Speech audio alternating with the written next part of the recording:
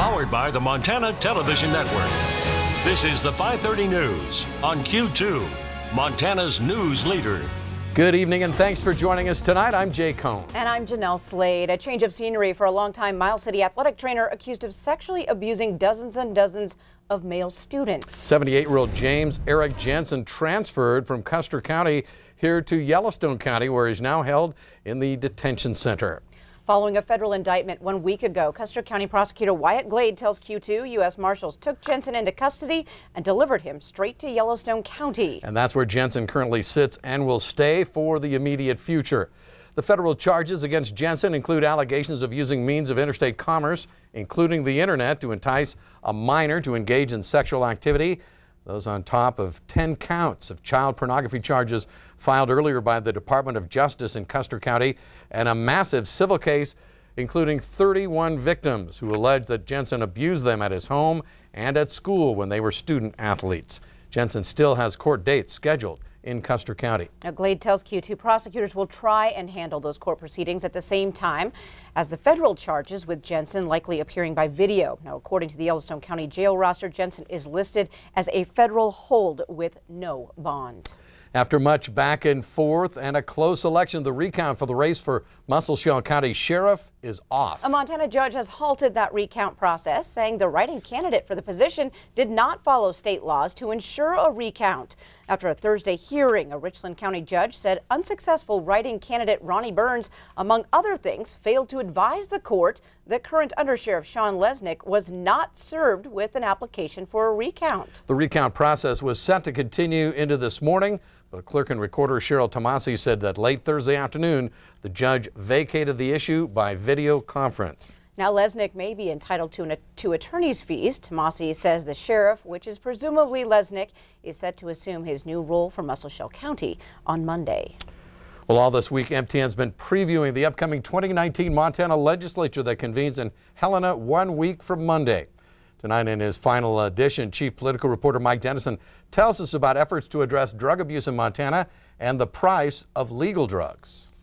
When it comes to tackling drug abuse in Montana, you can expect a bipartisan push from state lawmakers in 2019. There's been a lot of attention paid to this opioid crisis. I think it's critical that we do whatever we can. Methamphetamine is a huge problem across this state. And I've worked and I've talked already with the AG's office. They have several proposals that they want to bring forward. The AG is Attorney General Tim Fox, who has several proposals to deal with opioids and meth. Fox says his office will continue to help law enforcement fight trafficking of illegal drugs, but he says there also must be an emphasis on helping those addicted to drugs. I think we have a societal bias that for many years has suggested that someone with a substance use disorder is a second-class citizen, they're a criminal, and for whatever reason they're not worthy of our help or support. And we want to debunk that myth as well. Fox is proposing state funding for drug treatment courts and for a better coordinated effort on prevention and education to stop drug abuse before it begins. He's also coming forward with proposals to crack down on abuse of opioid painkillers that are prescribed. Right now our prescription drug registry is voluntary, and we believe that if all prescribers and pharmacies were using it, that we could make a dent in the opioid-based prescription drug problem. We also feel that e-scripts or e-prescribing is an important tool, because with these antiquated written scripts, you can forge them, you can steal them, you can alter them. Also at the legislature in 2019, we'll see a push to put the squeeze on prescription drug prices. The state auditor Matt Rosendale is behind a proposal to stop industry drug benefit managers from withholding information that can help consumers buy cheaper drugs. He says he expects a stiff fight from the pharmaceutical industry, but believes it's a fight that Montana can win. I think that the legislators and the consumers of Montana will not be fooled by a bunch of smooth-talking, high-paid lobbyists, and we're going to be able to get this legislation through. And I really believe that the governor is going to join with us and sign it. So we've given you a taste of what to expect at the session, but as always, plenty of other things will show up on lawmakers' plates. We'll have full coverage of all the action, starting in just a few days. At the Capitol, Mike Dennison, MTN News. Thank you so much, Mike. By the way, you can view a more detailed look ahead at the upcoming 2019 session this Sunday in a special edition of Face the State here on MTN.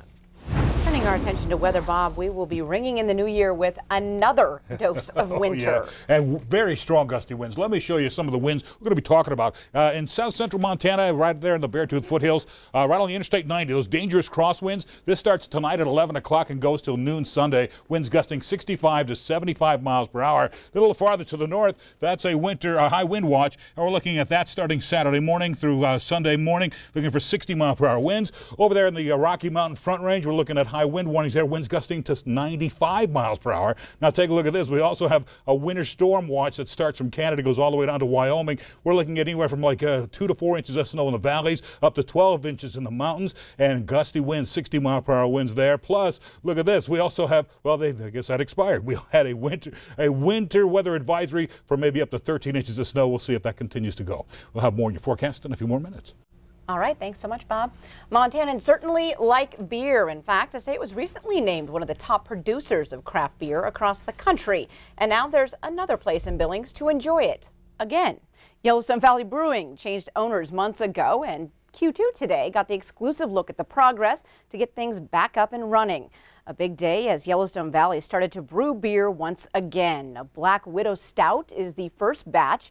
One of the most requested brews Yellowstone offers. When you get inside, you'll notice things are a bit different. They did some cleanup, made some repairs to equipment, and everything is legal, including a distillery that will sit next door. But as General Manager Sean Lynch says, it's beer first, music second, and liquor third. The excitement level is very high. I'm hoping people love it when they come in here. We've made some changes, but we think for the better.